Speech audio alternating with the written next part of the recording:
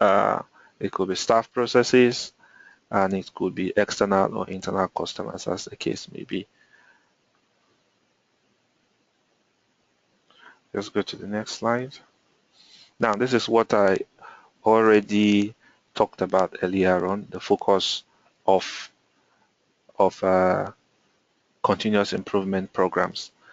It focuses on creativity, like I said, and the 4 items we see at the top here are the key areas around which continuous improvement programs are built, which is vision, waste elimination, flow establishment, and pull system.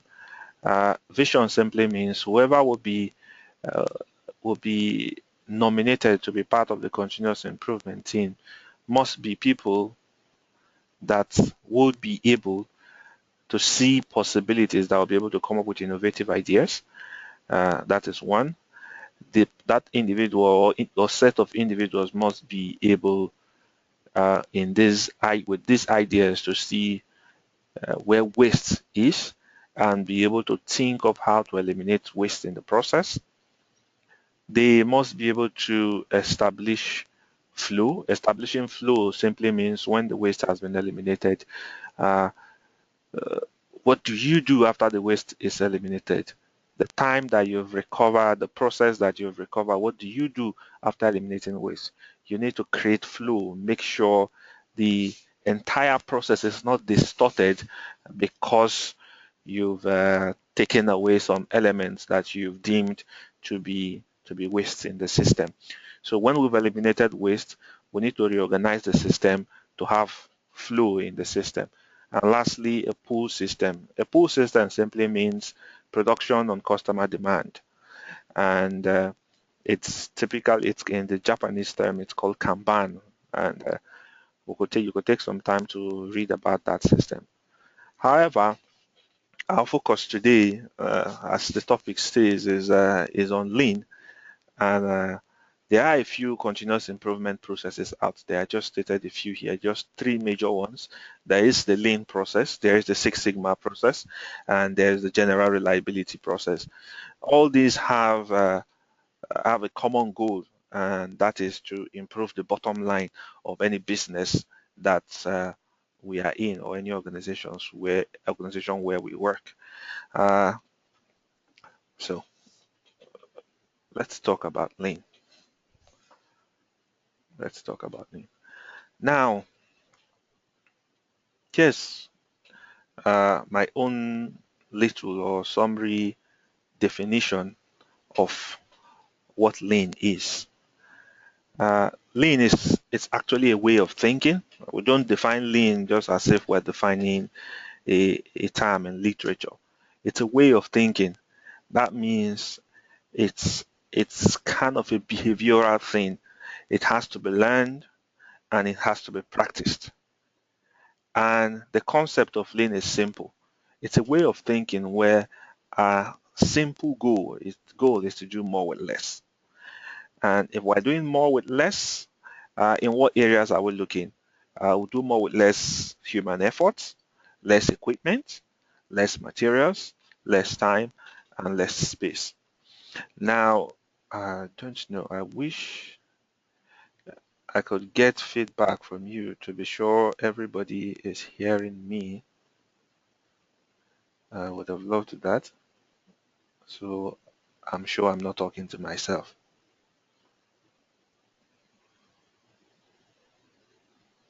Can you just type on the chat pane if you're hearing me, please?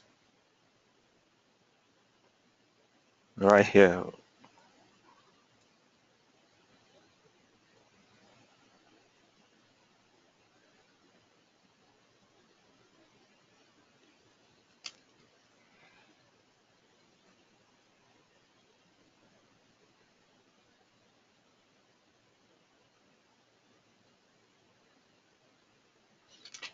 Okay, let me just know if you can hear me. Okay, good.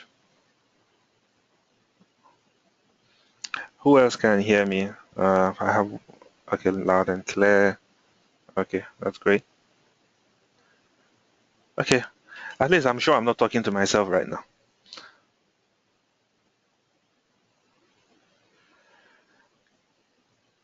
So this is basically what lean thinking is about, and the overall purpose of lean is one, to achieve excellence in our operations. Uh, Fact-based maintenance. It means uh, if in the jobs we do and in our drive for improvement in performance, it's not just taking. It's not about gut feelings. It's not about what uh, what I think or what I thought. It's simply about fact, hardcore fact. That is the basis on which our improvement measures are tied to. And that way we can achieve results out of them. Another thing is value creation, looking at value from the customer's perspective. If, for example, uh, our job is to produce a pair of shoes, the entire process we use in producing the pair of shoes is actually not of importance to the customer. The only value the customer sees is the day he gets his pair of shoes. So what we want to look at is what other processes do we have within uh, uh, from where we get the raw materials to to when we get the pair of shoe out. Are there processes we have in there that are not useful? And we'll try to see take out non-valuable processes, and that is actually eliminating waste. And then make sure our focus is on creating value that will satisfy the ultimate customer needs. However, lean, the main area we will be looking at today has to do with eliminating waste within the lean portfolio that we've discussed here. And in the summary of what lean is what I just described there at the bottom. It simply means we do the right things right, and we do it right the first time. So we don't have room for repetitions, which amounts to waste of time and resources. We don't have room for errors. So lean basically means uh, we take less time. We don't have to. We look at what does not add value and we eliminate it from the process. Do we have materials lying around that don't contribute to whatever we're doing? We take it out. Less time, less space, and we track all these processes as we run along. The simple process I'm adopting here is basically trying to make us understand what lean is. And if we understand the concept of lean, we can tie it into we can see how we can create value with it within our organizations. When we look at our processes, our systems at work, uh, we can say, okay, as maintenance people or as professionals doing one business or the other, this is a waste. I can see waste here, I can see waste here, I can see waste here, and then I can see how to eliminate them. So if we just continue right here, now let's talk about maintenance. Uh, Maintenance is there's this usually this confusion between what maintenance is and what repair is, and I think in one of our articles online we've tried to clear that out. But I will look at maintenance today from the aspect of maintenance strategies. And basically, what maintenance strategies does, or what maintenance is basically a method, a strategy you take. Uh, and the purpose of that strategy is ultimately to improve reliability of your equipment and to avoid failures and improve reliability. So if we go by the definition I have right there on the screen, it's a combination of tasks that you put together basically to eliminate failures or to predict them or prevent them. So if I tie that into the various types of maintenance strategies we have. If I look at eliminate, I could be talking about taking corrective actions, removing failures. If I talk about predict, that's synonymous with predictive maintenance, and prevent, that's synonymous with our usual preventive maintenance. But the most important thing to note is the purpose of maintenance, which is it's meant to make to do these three things for us: remove failures from our systems, remove failures, and ensure our plans or our processes run the way they are designed to run, and they are reliable.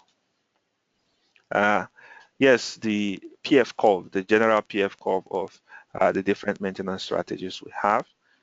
And if you can see my cursor here, you can see on this side we're dealing with costs. On the other side, we are dealing with failures. And you can see here, as we move, as the number of failures increase, it means we're moving towards reactive. And there has to be a balance. Even if you want to do preventive maintenance, there's an aspect you do preventive maintenance too, and it's not necessarily cost effective for you anymore, and the price just goes up.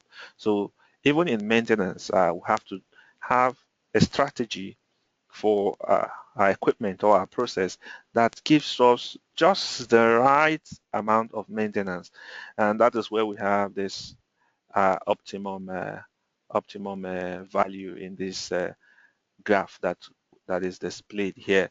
So not too much preventive maintenance and not doing any maintenance at all. We just have to strike the balance in our maintenance strategies and say, okay, we're at the middle. We're not doing too much. We're not doing too little. And what Lean help us to do here is to streamline what we do so that we can achieve this particular position in choosing our strategy. And if we already have a strategy, we look at our strategy and say, okay, how can we streamline the strategy? How can we save cost? How can we add value? Or even if you are not doing it at an organizational level, you say, okay, as an individual, I want to add value to my organization. I want to add value to my work. How do I achieve that?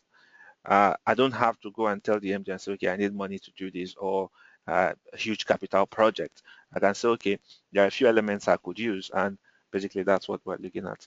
And one of them is Lean. Now, I'm sure most of us are familiar with the general concept of wastes. Where we talk about, it's common you hear people talking about the 8 wastes, and that's waste. If you look at the first acronym, the first words in the various wastes that as they are stipulated, we just use them to tell you the effects of what waste does, and that is what you see. If you read down from the D down, it tells you the overall final effect of waste is most of the time it results in downtime, and by the time you get downtime, what happens? Uh, you are losing money. The bottom line is when you are not producing, you are losing money. And basically, no company or no CEO wants his company to lose money. So basically, the overall effect of waste is a lot of the time downtime. You have safety issues, you could have regulatory issues as an outcome of whatever catastrophe happens of uh, because of waste or when things are not properly taken care of. And actually, when you have issues with waste, most likely you start having quality issues with quality and a lot of other stuff.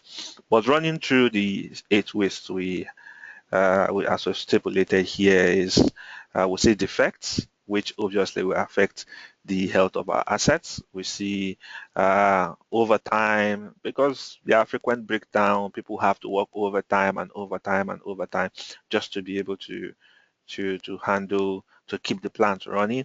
We see work execution delays because we have planned work, we can't continue, we can't do the planned work because we have breakdowns, or because of one waste or the other, or because we are waiting for materials to arrive, materials don't arrive on time, or the workplace is not structured the way it should be structured, and just lots of them like that. Uh, of note is non value adding PM tasks, and which I think is common in a lot of industries and a lot of facilities today. And even this webinar we're having is a fallout of something similar. Somebody requested that he needs to know how to utilize lean operation in turbine in carrying out maintenance on turbines. And I said it's easy and it's difficult. It's you could simply it means if you want to carry out lean operations in, for example, a turbine, it means most likely there are tasks and elements in that work process that do not add value. And basically, the lean process will just help you to strip those away. At times, we do things, a lot of things manually when we have technologies. When there are technologies we could go out and get that would do some of this work for us. We have too much inventories or obsolete inventories in our facilities. Material defects, you get the material and you're not sure the reliability of the material is not intact, and those defects obviously will be transferred to whatever product you use those materials or whatever equipment you use those materials to run. And then errors in processes, people making errors or errors in procedures. Uh, these are just some of the eight ways as basically tying those general ways down to maintenance. Now, the bottom line of what we're trying to do here is, if I go back, it's basically uh, this, trying to see what can we achieve as individuals, or we can work in teams. How can we achieve lean operations in carrying out our maintenance activities? And this is not just applicable to maintenance activities alone. It's applicable to a whole sphere of a whole lot of things. You could use this even at home. So we've talked about a couple of things. We've seen the focus of what continuous improvement does, and we've looked at maintenance, the maintenance strategies, and how waste impacts on our activities uh, in maintenance. Now, just a little look at the simple principles on which how lean operates. This is just the 5 steps of how lean operates. The first step is to identify value. Identifying value means we look at our process and we see an opportunity where we can create value. At the end of this presentation, I will show us a couple of practical examples. One of them, the one I actually worked on personally, to see where we can identify waste, how we can eliminate that waste, and what value it will add to our processes. So the lean principle is just tied around these 5 steps. One is to identify value. I see a process and I think we can make it better. Two is to map the value stream. Mapping the value stream means I look at the whole process from the beginning to the end, and I write down every single step of that process. The time each step will take me, how much time it will take me. I identify what is the value added time. Okay. If, for example, I'm supposed to get a bucket of water from a well, the value added time is the time I spend in fetching the water itself, not the time I spend in walking to the well, not the time I spend waiting for someone to get his own pail filled up, not the time I spend maybe gisting with somebody around. The only value added time is the time I spend in actually fetching that water.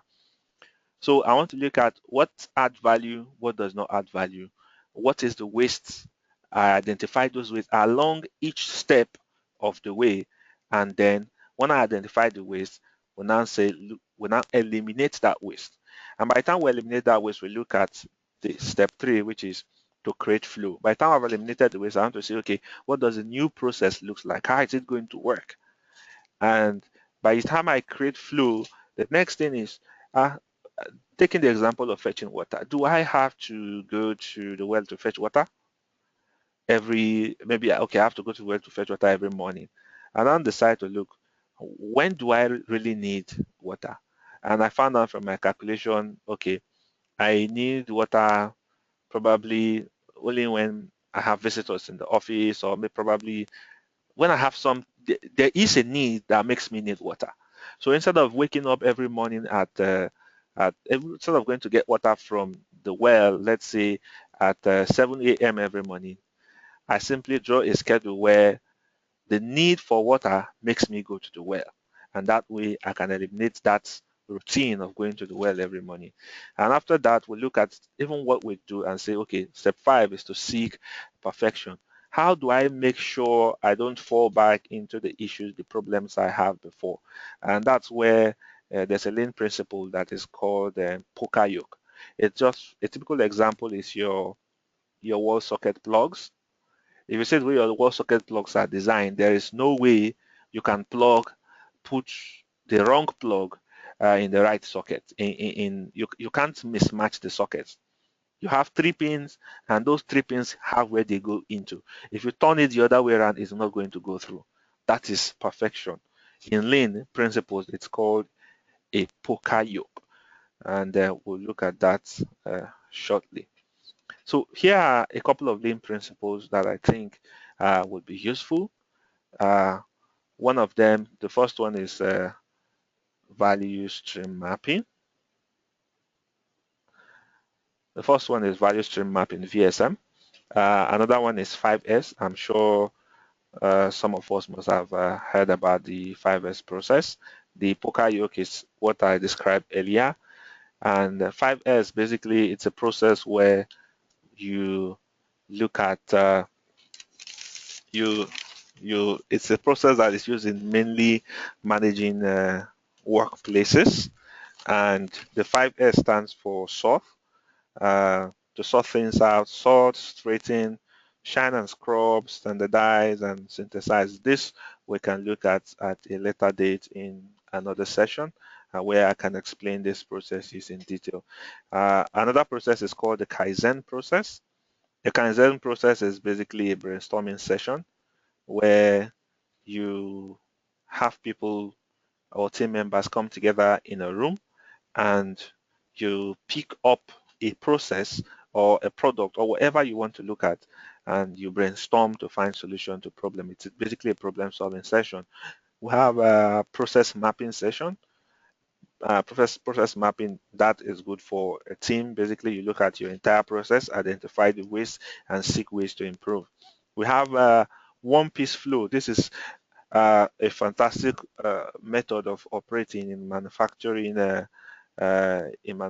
setups, where to prevent inventory, where sometimes one operator has to wait for the other operator to finish before he commences his work. It's a perfect solution to, in the manufacturing session, what is called batching. So a perfect solution to batching is one piece flow, where once you commence operations at the beginning, it flows directly to the end, a single piece flow. Another one is the SMED, single minute exchange die. This is also good for manufacturing, where, for example, you need to change piece of machinery before you move to a new process. So SMED comes in handy there.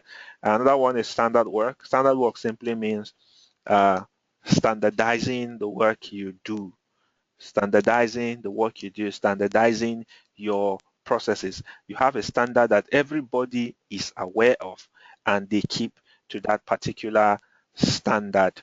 So standard work is there. Then the Kanban is the pull process I explained earlier, where production or maintenance is driven by need. For example, let's say if we have in a plant, we have some predictive maintenance technologies applied.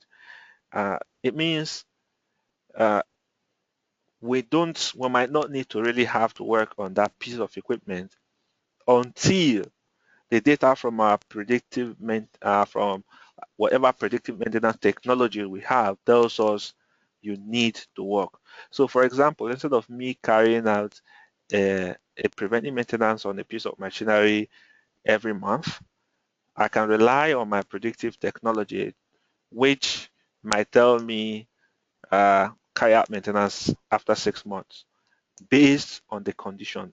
Another way of putting it is called condition-based maintenance. And the final one is workplace setup. All these are actually elaborate elaborate topics that we can dwell on individually. They are topics on themselves, and I suggest if you have the time, you can read it up, or in our subsequent webinars, you can join us, and then we'll actually be breaking this down into much more understandable steps that one could use. So let's just progress. Now, let's tie these lean enablers into lean maintenance. Now, the first step in lean operations or lean maintenance, the first step is to identify the process. What process do we want to improve? Let's take, for example, the guy that told me he wants to do lean operations for his turbine operations, for carrying out maintenance on his turbine. Now he has identified that process. The next step in that would be to do what we call a value stream map. We'll simply take the maintenance plan he has for that equipment, take the standard or the SOPs he has, standard operating procedure he already has for that process, and would put it from beginning to the end. And then step by step, we begin to identify what add values, what does not add value, what is necessary, what is not necessary, and we'll begin to take those things out. And that is step 2, identify the waste. Do we need to carry out this maintenance every 2 months? Do we need to carry it out every 6 months? Is it because the manufacturer said we should carry it out? Under what condition do we have to carry out maintenance every 3 months? Are we underutilizing the equipment? We identify those wastes in the process, and then we begin to pick those wastes out. If we bring it home, it's like if you look at modern cars today, for example, sometimes if you are using an older car, you have to probably change the oil. Let's say you change every 6 months, or maybe you change every 5,000 kilometers. But now with onboard computers, there are sensors that monitor the health of the oil in the sump. So you don't have to wait. You don't have to, depending on how you use your car, you could wait 6 months, or you could change or if you, depending on how you use it, it could be a year, it could be within 3 months, because now you now have something that tells you, okay, change at so time, and you don't have to waste your time every 6 months to go to the mechanic, depending on how you use the car. That's just an example we can drive home. Then we can convert that waste to value. Converting the waste to value simply means if we've identified waste in our processes, we take the waste out. On eliminating the waste, it means we are going to have extra resources. We now look at that process and say, okay, do we have something that add value that we could tie into this process? Okay, do we have something that add value we could tie into this process? Let's say, using the example of the car, at 5,000 kilometers, normally I have to change my oil because it's an older car. And what I now noticed is, okay, uh, I could changing the oil is not difficult. My filter does not get dirty at 5,000 kilometers. Let's say I have to change my filter every 10,000 kilometers. So for example, why do I need to go to the mechanic every 6 months when I can change the oil at home? Or I don't have to go to the dealer, I could just go to a mechanical shop and have that changed. And when I do that, I now find out, okay, I have some extra time on my hand. What value can I add with that time? Or I have some extra funds, since I don't have to spend money on gas and go to the dealer. What do I do with that time? So we create value after eliminating waste with that time. Then if we have a new process, let's document that process. Make sure it is documented. We create standard operating task. That is what we call standard work. And that documented process, we make sure it is followed. That is the next step for daily management, continuous improvement. And we must monitor the progress of this work. If you don't monitor what you don't measure, what you don't monitor, what you don't measure, you cannot monitor. So you have to be able to measure the progress and monitor the the progress in using these processes. Here's a typical example of lean maintenance. For example, this is a monitoring system. So now, even though they have a CMMS program in the computer where these tasks are being generated, it's not resident there. This board gives us what we call visual control. And right there on the board, you can see the task that has to be carried out, who has to carry out the task, and the time to be spent. So this is the average time. If Frank, that is supposed to lubricate the draw bar, is supposed to spend 20 minutes, and he ends up spending 30 minutes, we know he knows he started wasting time, because there is a benchmark against which he has to work. Now, what benefits do we derive from doing carrying out lean maintenance? One, it enhances knowledge, because the conscious process of going into lean maintenance simply means you have to learn certain things that you don't already know before. And when you have learned those things that you don't know before, obviously your knowledge level is improved. Uh, it can be used for team synergy. People come together, they do brainstorming, and they interact. Workers interact with each other. It's good for team synergy. Uh, Another output of it is we develop systems whereby uh, we meet minimum resistance in trying to carry out whatever activity we carry out, and we get maximum result. That is actually the goal of lean maintenance. We increase uptime. Our plants don't go down, our equipment don't break down unnecessarily, and we monitor them constantly. Another thing is ownership. When you develop these processes yourself, you own them and you can follow through with them. It's different from when somebody writes an SOP and hands it down to you and just tell you operate. So because you understand the process, you've gone through the entire process, you are able to better own and better manage that process. Decreased maintenance cost. Obviously, when you eliminate waste, maintenance cost is decreased. Lean execution, just like we see on the board there, and then reduction in operating cost. ROI is return on investment, which is a contribution to the bottom line.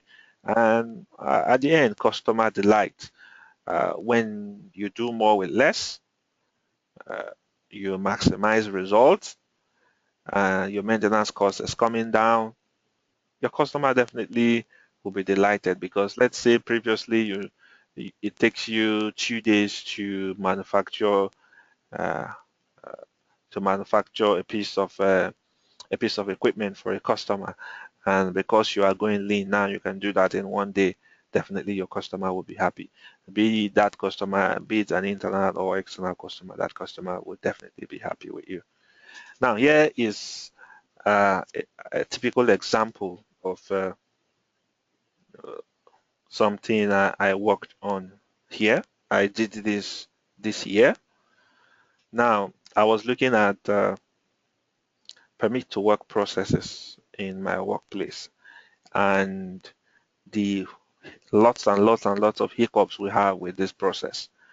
Now, at the top, what you see here is the value stream map. I know you can't read it, but now this is the entire process we go through to obtain permit for a work and close out that permit and return.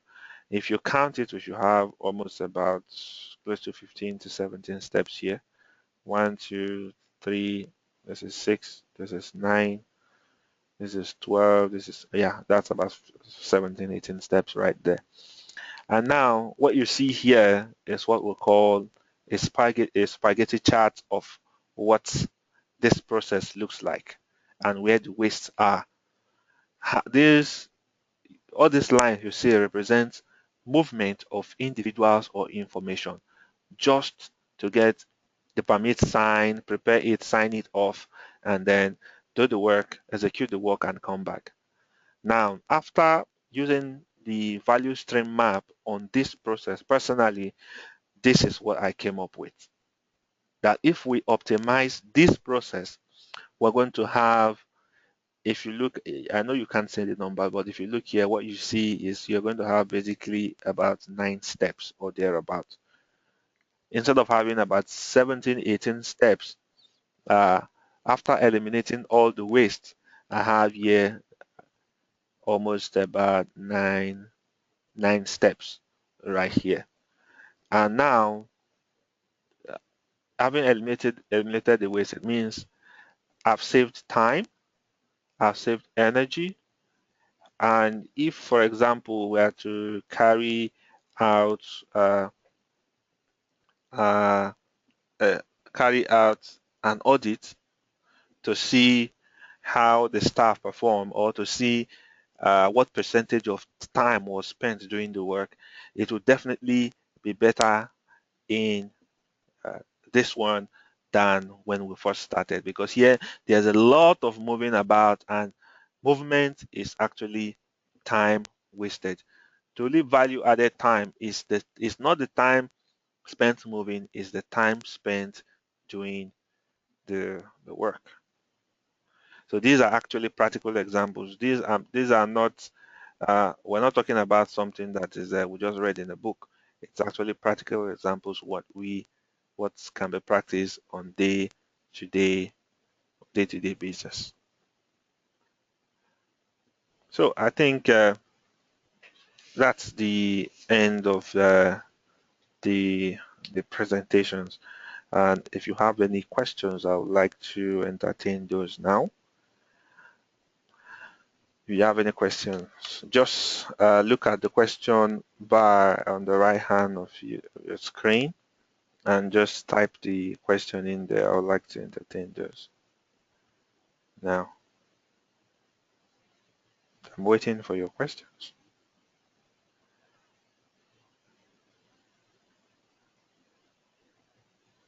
I'm waiting for your questions. Uh, while I wait for the questions to come in, if you have any, the important thing I would like us to know is these processes can be applied. You don't have to be a maintenance person. I know some of us would be expecting me to talk about some core, probably process automation stuff, but I think this does it. Uh,